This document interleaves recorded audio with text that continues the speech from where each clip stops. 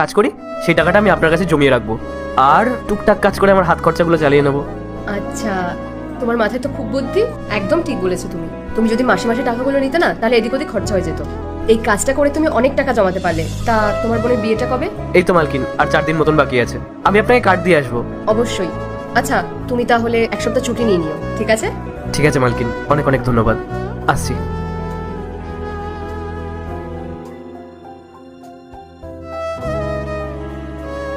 মালকিন, মালকিন, কি হয়েছে আপনার? আপনাকে দেখে মনে হচ্ছে আপনার শরীর অসুস্থ। হ্যাঁ গোপাল, আমার শরীরটা খুব খারাপ লাগছে, মনে হচ্ছে জ্বর এসেছে। তাহলে মালকিন আপনি একটা কাজ করুন, আপনি এখন বাড়ি চলে যান, আর এই কদিনের কাজগুলো আমি সামলে নেবো। না না, তুমি পারবে না। রোজ কত মাল ঢুকছে তার হিসাব রাখা, ফিল্ডে মাল পাঠানো, তার উপরে আবার আজকে অনেক লেবার কাজেও আসেনি। তুমি একা এত কিছু সামলাতে পারবে না। আরে না না মালকিন, আপনি একদম চিন্তা করবেন না।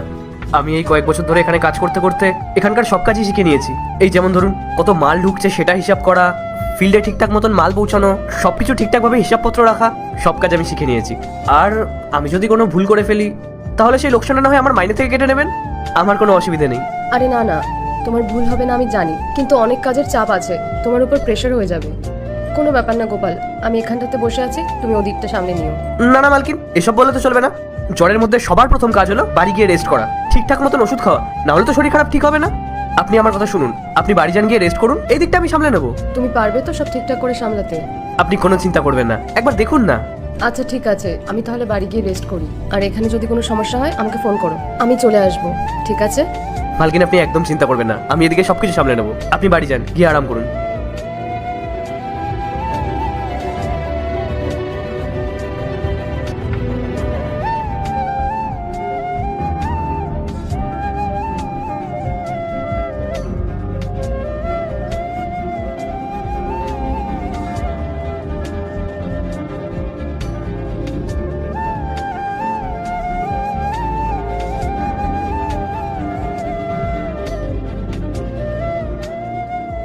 মালকিন, আপনি আজকে আবার চলে আসলেন যে? আপনি রেস্ট কেন নিচ্ছেন না? আপনার তো শরীর খারাপ। আসলে আমি ওষুধ খেয়েছি তো, আর আমার শরীরটা এখন অনেক ঠিক লাগছে, তাই ভাবলাম চলে আসি।